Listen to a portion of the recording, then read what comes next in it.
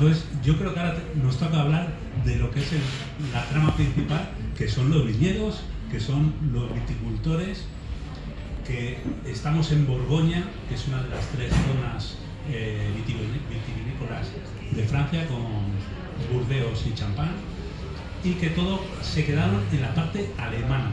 O sea, los alemanes conquistaron Francia, por supuesto, en muy poquito tiempo, pero también conquistaron sus vinos, porque se querían llevar los vinos.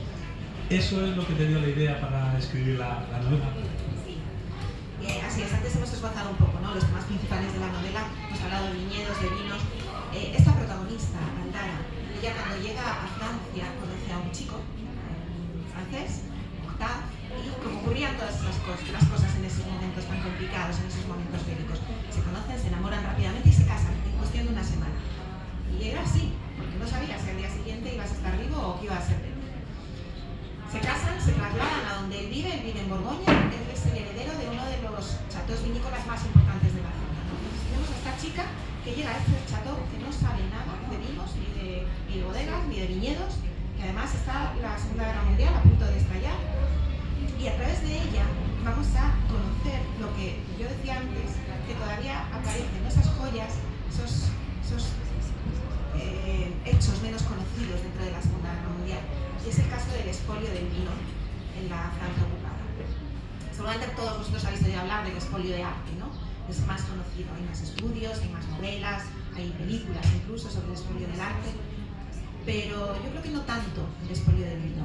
Y sin embargo, sobre todo a nivel económico, yo diría, me atrevo a decir, que adquiere hasta más importancia. Hay que tener en cuenta lo que supone el vino en Francia.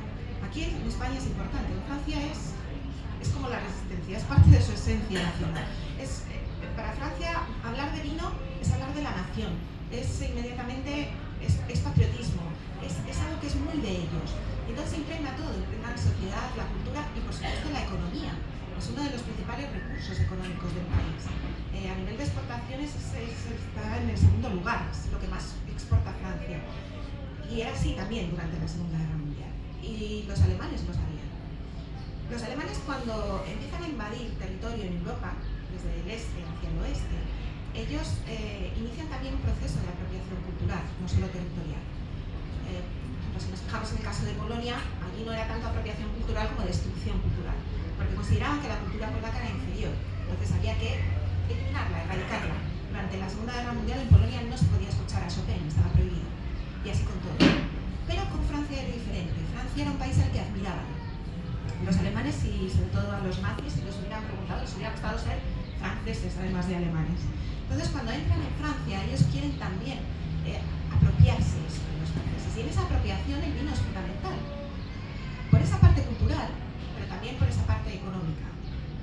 Por eso van a llevar a cabo este expolio no solo de las grandes joyas, de esas grandes botellas que todos podemos pensar que son como tesoros, en algunos casos equivalentes a las obras de arte.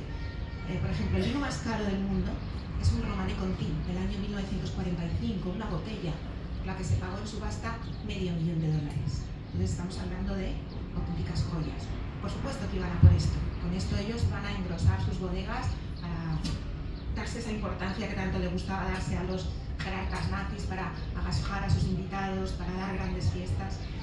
Pero también iban a por el vino común, el vino de uso corriente, el vino ordinario, porque con ello iban a comerciar y a engrosar las arcas del Tercer Reich para poder soportar el esfuerzo de guerra que estaban haciendo, y también para distribuirlo entre las tropas en el frente y mantener así la moral de los soldados elevada.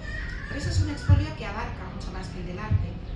Y aunque hablamos de expolio, tiene una serie de matices. El expolio del arte es un expolio tal cual. Si no va larga y busca la definición de expolio, lo que dice es que es una apropiación con violencia y con iniquidad, es decir, de forma perversa, de forma injusta. Todas estas características se dan en el expolio del arte. En el expolio del vino no tanto, porque a pesar del relato que se nos ha vendido, sobre todo desde Francia, ¿no?, y desde los protagonistas de este mundo vinícola, en el expolio del vino no hubo violencia. Fue un robo, que sí que hubo perversidad, sí que hubo injusticia, ya explicaré por qué, pero no hubo violencia.